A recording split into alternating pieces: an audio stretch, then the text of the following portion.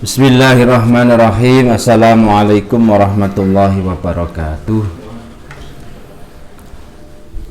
Alhamdulillahirabbil alamin, wassalatu wassalamu ala asyrafil anbiya'i wal mursalin wa ala alihi wa sahbihi ajma'in. Subhanaka la ilma lana illa ma 'allamtana innaka antal alimul hakim. Rabbi shrah li sadri wa yassir li amri wahlul 'uqdatam min lisani yafqahu qawli. Amma ba'd. Ma'asyiral musyahidin al-karim, ayyuhal musyahidun, ayyuhal mustami'un, para pemirsa, para penyimak, para pendengar kajian kitab tafsir Yasin. Alhamdulillah, mari kita lanjutkan pengajian kita pada malam hari ini. Kita mulai terlebih dulu dengan membaca surat Al-Fatihah. Semoga yang kita baca ini, yang kita kaji ini memberikan keberkahan dan pahala bagi kita semuanya, dan juga pahala ini kita hadiahkan kepada guru-guru kita, kepada pengarang kitab ini, dan juga kepada semua orang yang telah mengajarkan ilmu agama kepada kita. Semoga amal kebaikan mereka ini dicatat sebagai amal jariyah yang maqbulah indallah. Amin. Mari kita mulai. Liridha'illahi ta'ala, li syafa'atir rasulillah wa ala hadiniya. Al-Fatihah. A'udzu billahi minasyaitonir rajim. Bismillahirrahmanirrahim. Alhamdulillahi rabbil alamin. Ar-Rahmanir Rahim. Maliki yaumiddin. Iyyaka na'budu wa iyyaka nasta'in. Ihdinas siratal mustaqim. Siratal ladzina an'amta 'alaihim ghairil maghdubi 'alaihim waladdallin. Amin. Bismillahirrahmanirrahim. Kita lanjutkan pada lafaz tanzil. Bismillahirrahmanirrahim. Tanzila utawi lafaz tanzilan ingkang artine kelawan oleh nurunake Allah Ta'ala. Fa in quri'a mongko lamun den waca apa lafaz tanzil bin nasbi kelawan nasab, dibaca nasab. Asbar, awas.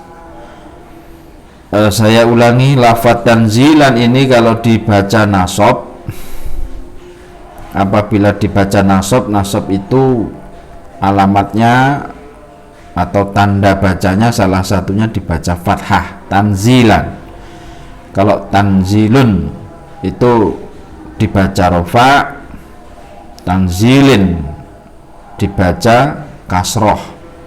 Ini jika dibaca tanzilan dibaca nasab, artinya maksudnya yakunu mongko ono apa nasbuhu, nasab lafaz tanzilan, maka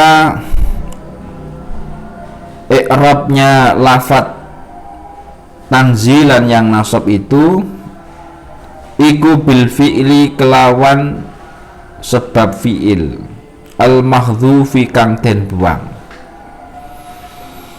Maka nasabnya itu alasannya dikarenakan adanya fi'il yang mahdhuf, yang dibuang, kata kerja yang dibuang sebelumnya. Fatakdiruhu mongko utawi takdire fi'il mahdhuf iku iqra tanzilal azizi, iku iqra maca sira Muhammad tanzilal aziz, tanzilan ing Al-Qur'an kang den turunake al-aziz saking zat kang maha mulya, zat kang maha luhur.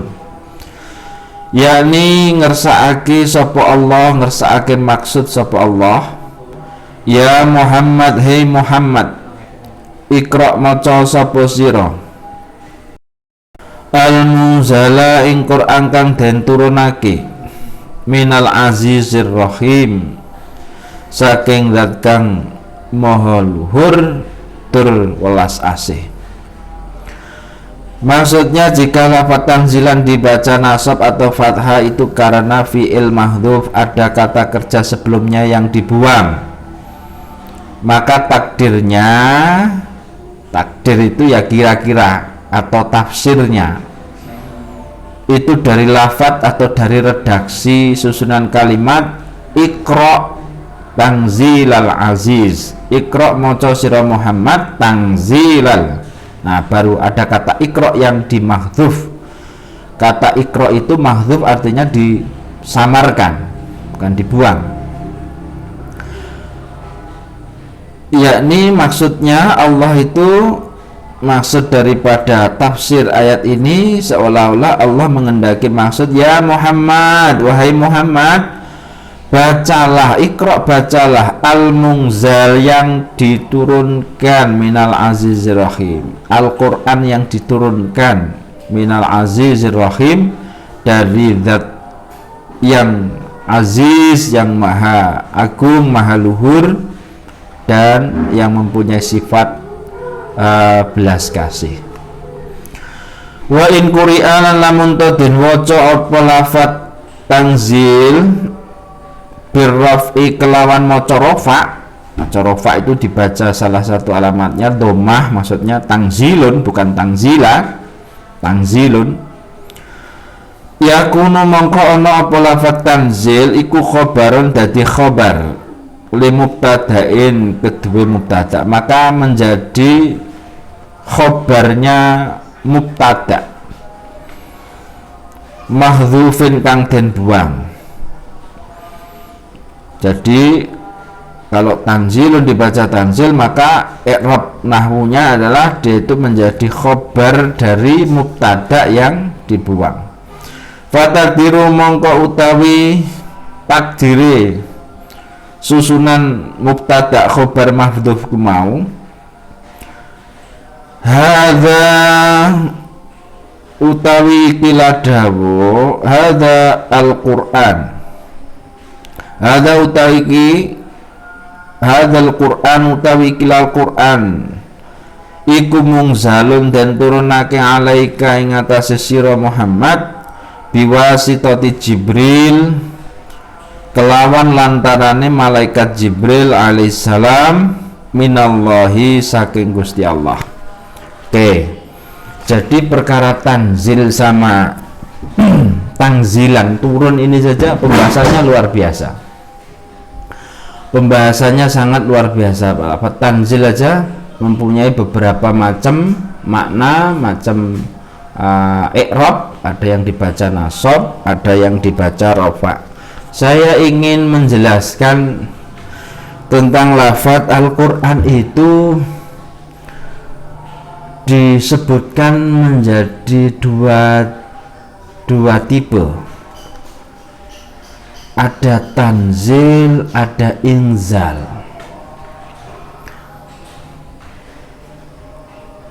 Apa bedanya dari tanzil dan inzalan? Ini Al-Quran itu di dalam disiplin ilmu tafsir, bahwa di Al-Quran itu ada yang kalimat atau kata-kata yang seakan-akan akar katanya sama tapi sangat berbeda sekali maksud dan tujuannya, sehingga saya sendiri itu menyetujui bahwa tidak ada sinonimitas di dalam Al-Quran, karena untuk membahasakan sesuatu itu mungkin artinya sama tapi yang dimaksudkan berbeda. Jangankan hanya di Al-Quran, di bahasa Jawa saja juga sama. Membawa, dalam bahasa Indonesia membawa. Kalau membawa itu kalau dalam bahasa Jawa Membawa di pundak itu namanya mikul. Kalau membawa dengan tangan seperti ini namanya nenteng. Nah, mikul, nenteng, terus kemudian mundak, gendong, sama-sama artinya membawa. Akan tetapi yang dimaksudkan ini berbeda. Sama juga di dalam Al-Quran. Hampir di Al-Quran itu kalau menurut saya, karena Al-Quran itu bahasanya luar biasa, luasnya sangat lentur sekali, dan beberapa ulama menyebut kedalaman dan keluasan maknanya itu hanya Allah dan Rasulnya yang tahu. Hanya Allah dan Rasulnya yang tahu. Sehingga perbedaan, ada yang membedakan tentang tanzil dan inzalan. Al-Quran itu ketika inzalan ini berbeda dengan tanzilan. Di dalam surat Lailatul Qadar, Al-Qadar, inna anzalnahu fi Lailatul Qadar, berbeda dengan tanzilan. Kalau inzal ini menurut beberapa ulama menyebutkan bahwa Al-Quran ketika inzal itu maksudnya Al-Quran diturunkan dari Allah ke Lauhil Mahfud. Sedangkan tanzilan itu turunnya Al-Quran dari Lauhil Mahfud yang dibawa oleh malaikat Jibril, kemudian diajarkan oleh Nabi Muhammad Sallallahu Alaihi Wasallam. Jadi turunnya Al-Quran itu ada dua, ada daf'atan wahidah, ada mutadarrijan. Daf'atan wahidah itu Al-Quran yang dari Allah diturunkan ke Lauhil Mahfud sekaligus.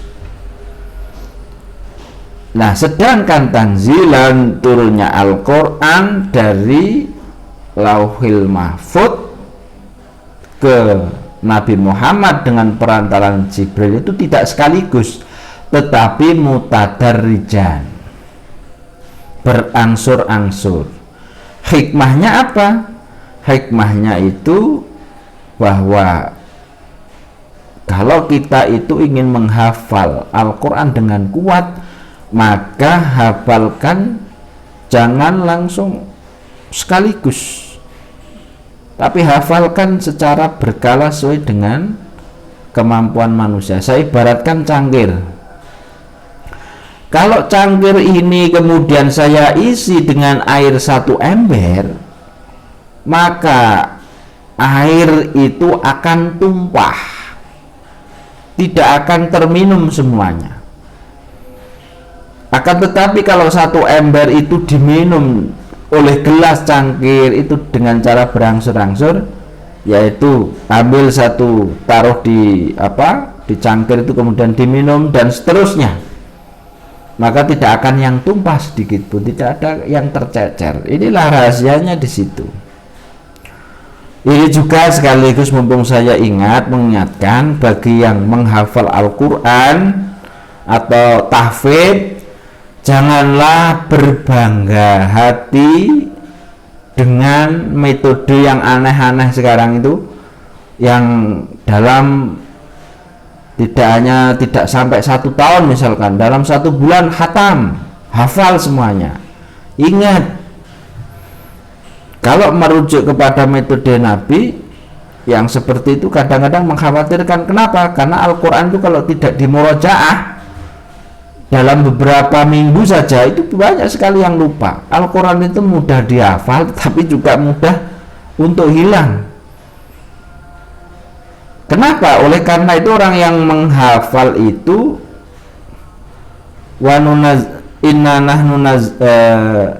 maka kita yang juga maksudnya menjaga. Nahnu nazzalna dzikra, inna nahnu nazzalna dzikra wa inna lahu lahafidun. Kata-kata hafidun itu yang artinya menjaga. Hafalan itu untuk dijaga. Jadi metode yang cepat-cepat itu kalau menurut saya kok saya juga khawatir ya. Kenapa? Karena dengan cepat menghafal Al-Quran itu bagi manusia biasa ya kadang-kadang malah justru resikonya cepat lupa. Oleh karena itu bagi para pemirsa penyimak yang ada di rumah yang memondokkan tahfidz putranya di pondok, ketika sudah selesai khatam di wisuda nggak usah cepet-cepet dibawa pulang dulu, biarkan dulu di pondok. Kenapa? Biar mantap hafalannya, biar mengakar kuat. Karena itu tadi, karena Al-Quran itu sangat mudah dihafal tapi juga mudah untuk sekali lupa. Oke, kembali kepada antara inzal dan tanzil tadi. Tadi sudah saya jelaskan tentang beberapa hal.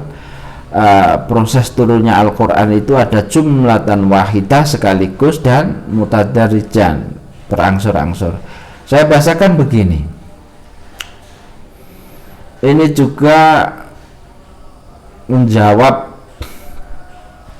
beberapa orang perdebatan ulama tentang Al-Quran itu kalamullah atau makhluk. Banyak sekali dari golongan yang non sunni dulu, khususnya Mu'tazilah, mengatakan Al-Quran itu makhluk. Kalau kita orang sunni, Al-Quran itu kalamullah yang sifatnya itu kalamullah yang sifatnya qadim. Yang qadim itu yang mana ya? Yang tanzilan, inzalan tadi, wahidah tadi. Jadi ketika turun pertama di Lauhil Mahfuz, tentu Allah tidak berbahasa Arab seperti manusia, karena Allah adalah laisa kamislihi syai'un, bukanlah serupanya sesuatu.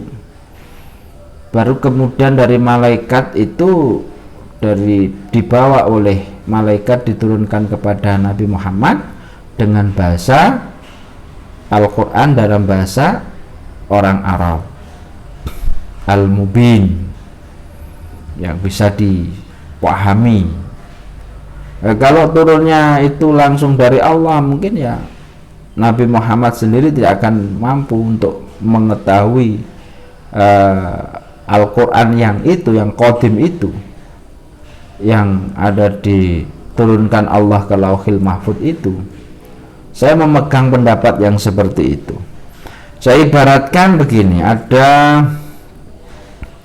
ibaratnya begini, saya masih teringat yang diajarkan oleh guru saya itu ketika mengilustrasikan turunnya Al-Quran itu seperti ini. Allah itu ibaratnya kita ilustrasikan transmisinya Al-Quran kepada manusia itu seperti orang siaran seperti ini, membutuhkan penyiar, kemudian pemancar, kemudian dari pemancar kepada satelit, anten, kemudian antena kepada televisi atau media, yang kemudian muncul gambar suaranya. Kalau Al-Quran itu yang dari Allah, mungkin seperti sinyal ini, ketika kita ini di udara seperti ini, banyak sinyal berseliweran, seperti ketika kita ini online, saya berbicara seperti ini, mungkin ketika dikirim dalam bentuk sinyal itu, maka tidak terwujudkan, orang tidak akan mampu menangkap. Sama juga dengan Al-Quran. Fungsi Nabi Muhammad itu seperti televisi, fungsinya malaikat Jibril itu seperti transmisi sinyal, penangkap sinyal itu, yang membahasakan dan kemudian memvisualkan dalam bentuk gambar dan suara seperti televisi. Nah, kalau tanpa itu nggak akan difahami, kira-kira seperti itu. Jadi saya masih teringat apa yang diajarkan oleh guru saya itu, bahwa menjelaskan ilustrasi turunnya Al-Quran untuk kita itu jangan sampai gagal paham memahami Al-Quran itu, memahami ada orang yang sekarang ini menuduh Al-Quran itu produk budaya. Nah ini kan agak ekstrim sekali. Kalau Al-Quran produk budaya berarti produk manusia. Alasan mereka karena terbahasakan di dalam budaya manusia. Memang bahasa itu budaya manusia. Kan tetapi kalau kita sebagai orang Sunni, Ahlus Sunnah wal Jamaah, maka kita memahaminya bahwa Al-Quran itu kalamullah yang qadim, yang di Lauhil Mahfudz sana. Kemudian ketika dia turun ke dunia ini dalam bentuk manusia, qadim itu muhdis. Yang muhdisnya itu adalah yang berupa mushaf, tulisan itu. Akan tetapi kalimat kata yang sesungguhnya itu adalah qadim. Semoga ilustrasi saya ini bisa dipahami untuk memahami tentang Al-Quran itu. Maka ketika ada seorang ulama, ada beberapa pendapat golongan bahwa menyentuh Al-Quran itu tidak batal. Kenapa? Karena yang dimaksudkan itu Al-Quran yang di Lauhil Mahfudz. Mereka punya hujah-hujah seperti itu ya. Kita kembali kepada keyakinan kita masing-masing. La yamassuhu illal mutahharun. Tapi nggak apa-apa kalau kita takwil dalam bentuk ikroman untuk memuliakan Al-Quran, bahwa menyentuh mushaf Al-Quran itu harus wudu. Kenapa? Karena dalam tradisi di hadis-hadis itu ketika orang awal memeluk Islam seperti itu pun ketika mau menyentuh lembaran Al-Quran pun disuruh untuk berwudu dulu. Ketika Umar mau menyentuh mushaf, maka disuruh untuk bersuci dulu. Akan tetapi memang sebagian ulama mengatakan mutatoh la yamassu illal mutatohhirun. Kenapa kok tidak ilal mutatohhirun? Kenapa kok mutahhirun? La yamassu illal mutahharun. Nah ini kan ada yang matan yang disucikan kalau mutahharun. Kalau mutahharun yang bersuci. Jadi yang di Lauhil Mahfudz sana maksudkan. Itu ada keterangan seperti itu. Tapi kita harus mempunyai pilihan atau pegangan yang tegas.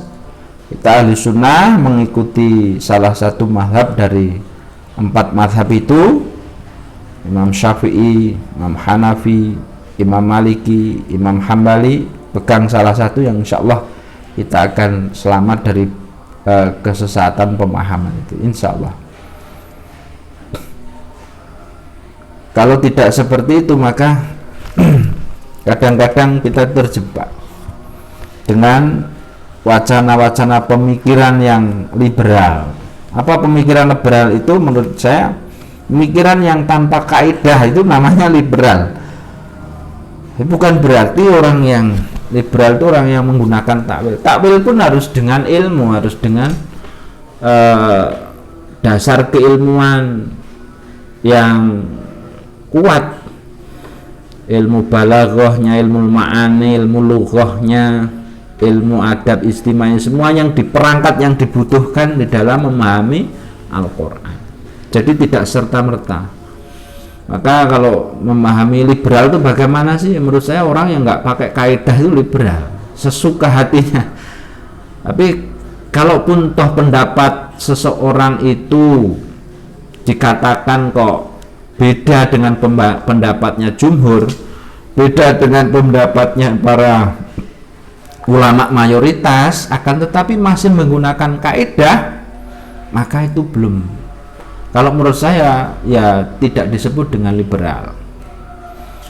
Kaum zahiri ya seringkali berbeda pendapat, nanti mereka punya pegangan, punya manhaj sendiri. Saya kira tidak bisa dikatakan liberal kalau punya metodologi, punya dasar pemahaman yang kuat, yang bisa diterima perangkat keilmuan yang bisa diterima untuk memahami sebuah ijtihad itu.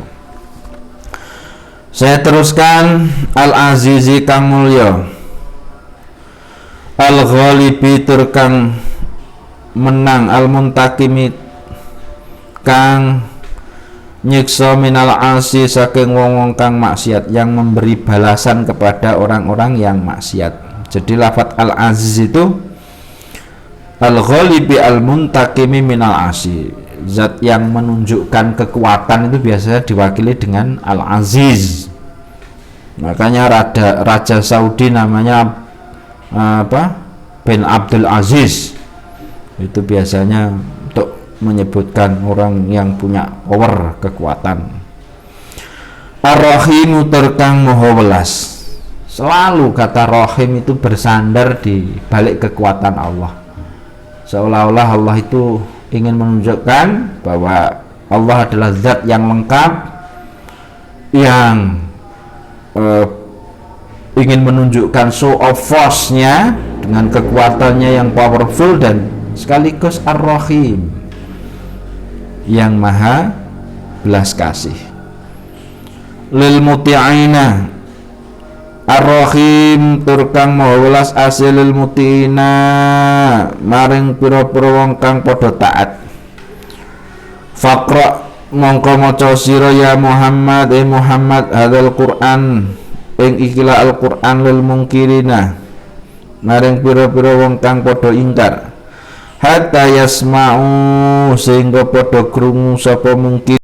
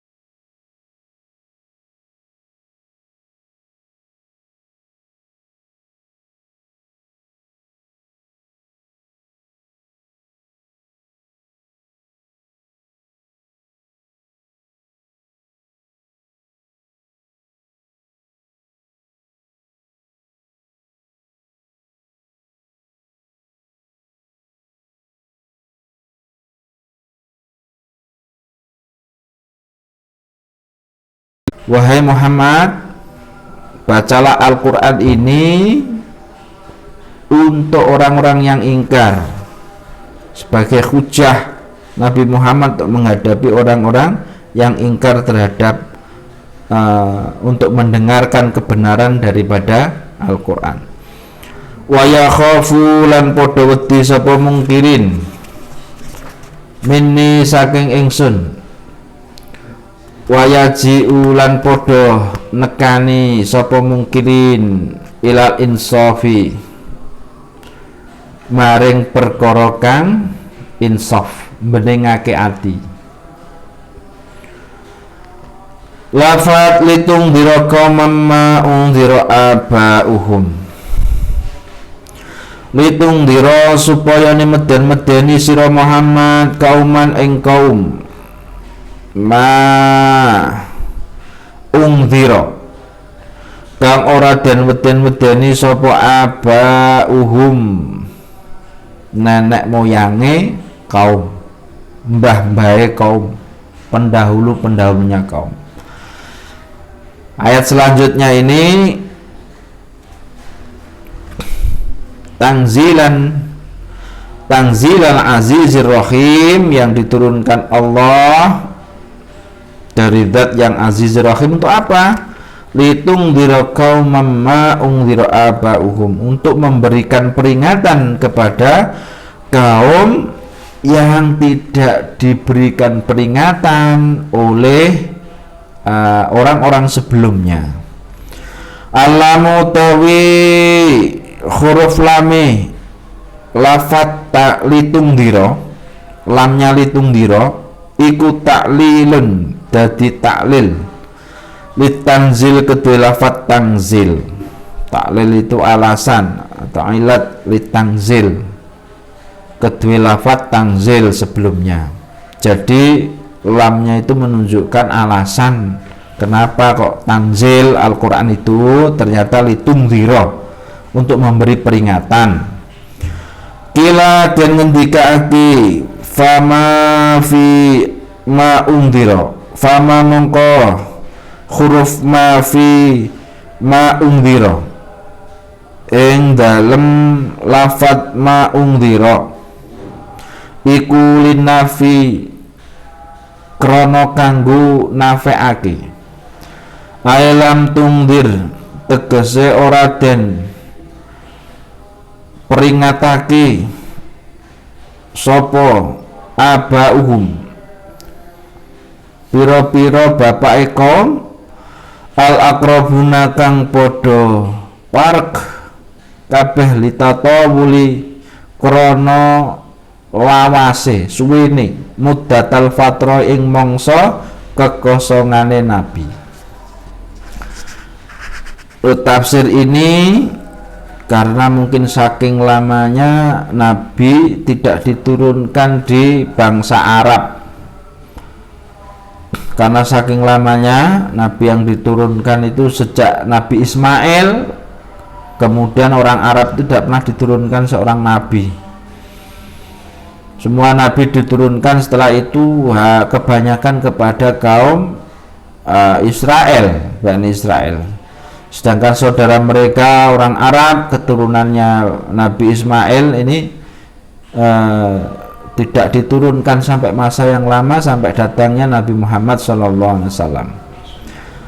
Wakilah dan ngendikaake ma utawi huruf ma iku bimakna alladzi, kelawan maknane alladzi.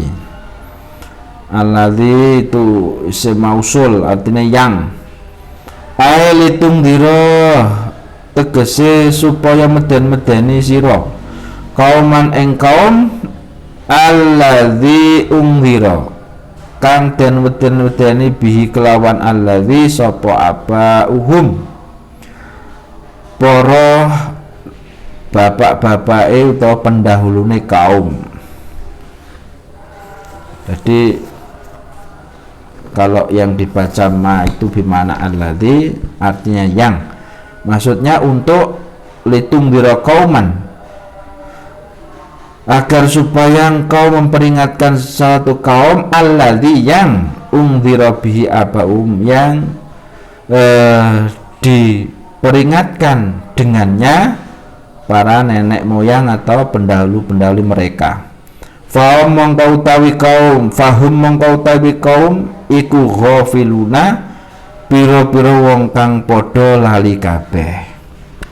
Karena saking masanya panjang, saking panjangnya masanya nggak ada diturunkan nabi, maka kebanyakan kaum atau umat itu akan banyak penyelewengan. Nenek moyang mereka mengajarkan tauhid, maka na Ibrahimu Yahudian wala Nasranian walakin kana hanifan musliman. Ketika ditanya Nabi Ibrahim itu apa agamanya, maka na Ibrahimu Yahudian wala Nasron. Nabi Ibrahim itu bukan Yahudi, bukan Nasrani. Karena Yahudi dan Nasrani yang sekarang itu adalah penyimpangan dari agama yang sebenarnya yang dibawa risalahnya oleh Nabi Ibrahim. Apa itu? Risalah tauhid, hanifan artinya lurus, musliman. Nabi Ibrahim juga muslim karena sesuai dengan maksud dari musliman, Islam itu muslim berserah diri kepada Allah. Muslim itu seorang yang selamat dengan apa? Dengan hanifan, yang lurus. Yang lurus itu maksudnya apa? Agama tauhid, yang tidak mensekutukan Allah, tidak menyerupakan Allah dengan bentuk yang lain, tidak menyembah berhala.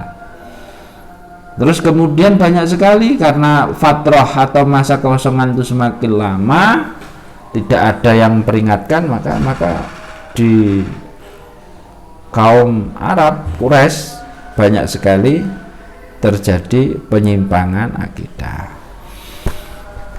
Alhamdulillah, semoga kajian singkat ini bisa menambah wawasan kita semuanya, Dan kita berdoa semoga yang kita kaji ini semakin menambah keimanan kita kepada Allah. Dan yang paling penting, cintai Al-Quran, dekat dengan Al-Quran, supaya kita itu mendapatkan keberkahan Al-Quran. Karena ilmu yang ada dalam Al-Quran ketika kita baca itu akan dhahara makna jadid, akan tampak lagi makna yang baru lagi. Dibaca lagi akan muncul pencerahan yang baru. Begitu saja, itulah mukjizatnya Al-Quran. Al-Quran semakin banyak ditadaburi, semakin banyak dikaji, akan menimbulkan banyak sekali wawasan, pemahaman yang baru. Karena Al-Quran memang mukjizat yang diciptakan oleh Allah untuk Nabi sampai akhir zaman. Semoga memberikan manfaat bagi para penyimak, netizen semuanya yang mungkin ada pertanyaan-pertanyaan, khususnya para santri-santri yang menyimak, silahkan hubungi atau tulis di komentar di YouTube saya, bisa, ataupun di kolom komentar di bawah ini yang mungkin akan segera diupload di Facebook. Insyaallah. Maulaya salli wa sallim daiman abada alal habibika khairil khalqi kullihim huwal habibul alim turja syafa'atuhu likulli hawlim minal ahwali mutakhimi. Barakallah. Assalamualaikum warahmatullahi wabarakatuh.